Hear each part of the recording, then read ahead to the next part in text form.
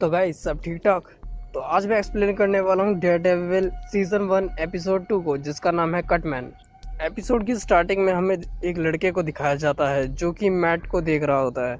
जो कि मैट घायल होता है, वो किसी डस्टबिन में पड़ा होता है। फिर उसके बाद वो लड़का एक लड़की को बुला के लेके आता है। फिर वो दोनों मैट को बाहर निकालते हैं और उस लड़की के घर ले जाते हैं। और वो लड़की उस लड़के को बोलती है कि इसके बारे में किसी को कुछ मत बताना, क्योंकि लड़की एक नर्स होती है, इसलिए वो मैट की ट्रीटमेंट करने लगती है। और फिर पुलिस को कॉल करने लगती है, पर मैट उसको रोक लेता है। फिर मैट जाने लगता है, पर वो ढंग से खड़ा नहीं हो पाता। और जो लड़की जिसका नाम क्लेयर है, वो उसे रोकती है, पर मैट चलते चलते ज़मीन पर गिर जाता है और अपने पास्ट को याद करने लगता है, जिसमें वो अपने पापा का मैच देख रहा होता है, क्योंकि वो एक बॉक्सर हैं। फिर हमें दिखाया जाता है कि जैक मुर्डॉक घर वापस आता है और मैट देखता है कि उसके पापा को काफ़ी ज़्यादा चोट लगी है। और फिर वो उसकी ड्रेसिंग करने लगता है। वैसे बता देता हूँ कि मैट इंटेलिजेंट भी है और उसे काफ़ी सारी चीज़ें करने आती है।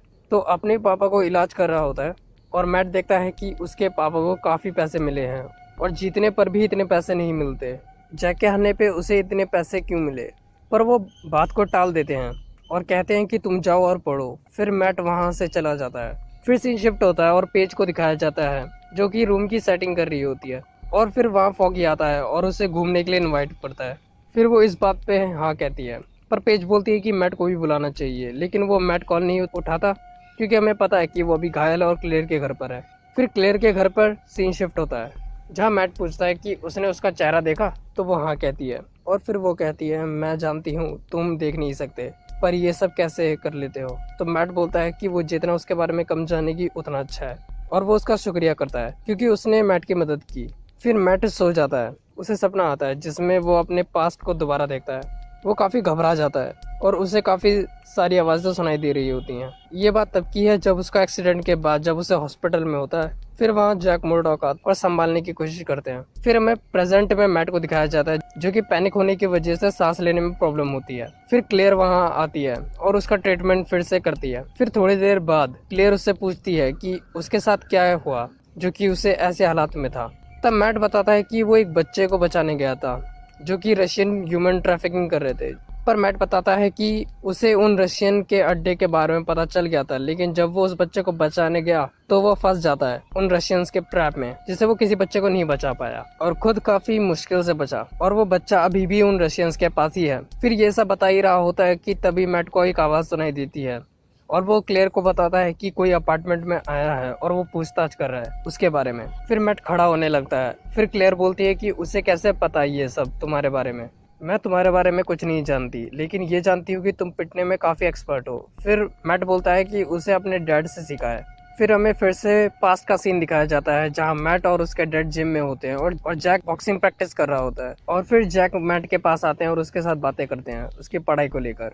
तभी दो लोग आते हैं और जैक से बात करते हैं और वो दो आदमी बताते हैं कि उसकी फाइट एक बॉक्सर से होने वाली है, जिसमें उसे उस फाइट को हारनी होगी। तो वो मैट को देखते हुए उन दोनों को हाँ कह देता है, पर मैट ये बातें सुन लेता है। फिर सीन दोबारा प्रेजेंट में आता है, इसमें वो डिटेक्टिव क्लेयर से पूछता है कि उसने किसी मास्क वाले आदमी को देखा।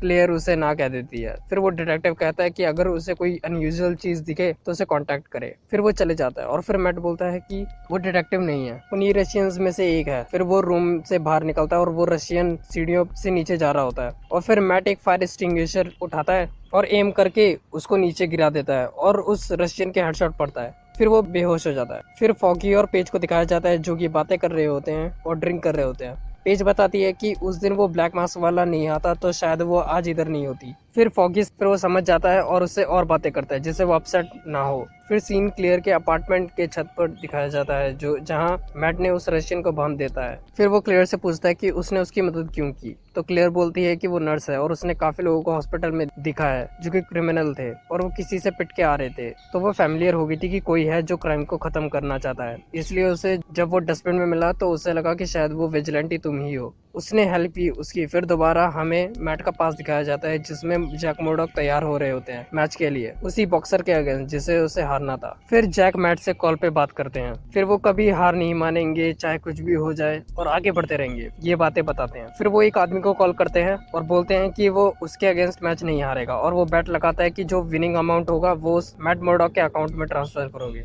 फिर जैक एक औरत को कॉल करता है और बोलता है कि अब मैट को तुम्हारी हेल्प चाहिए होगी और उसका सपना है कि मैट लोगों को उसके डैड को चीयर करते हुए सुने। और फिर वो बताता है कि उसे नहीं पता कि उसके साथ आगे क्या होगा, इसलिए तुम मैट की हेल्प करना। फिर वो कॉल कट कर देता है। फिर हमें दिखाया जाता है कि फॉगी और पेज की बॉन्डिंग काफी अच्छी हो रही होती है। फिर वो रशियन अब उठ चुका है और मैट अब उससे पूछता है कि वो बच्चा कहाँ है और फिर उसे टॉर्चर करने लगता है जब तक वो बता नहीं देता। फिर वो रशियन सारी चीजें बताने लगता है और फिर रशियन कहता है कि मैं मरूंगा तो कोई और ये सब करेगा। फिर मैट उसे छत से गिरा ही देता है और फिर बोलता है कि वो बच्चे के लिए नहीं कर रहा बल्कि उसे इसमें मजा आता है। फिर वो उस रशियन को गिरा देता है और क्लेयर काफी डर जाती है। मैट बताता है कि वो मरेगा नहीं, इसलिए तुम यहाँ से कहीं चली जाओ, क्योंकि इस बार वो रशियन अकेले नहीं होगा। फिर वो जहाँ जा रही होती है उधर का एड्रेस दे देती है। फिर दोबारा पास दिखाया जाता है जहाँ जैक मुर्डॉक वो मैच जीत जाता है और उसके बाद उसके नाम की चीयर हो रही होती है।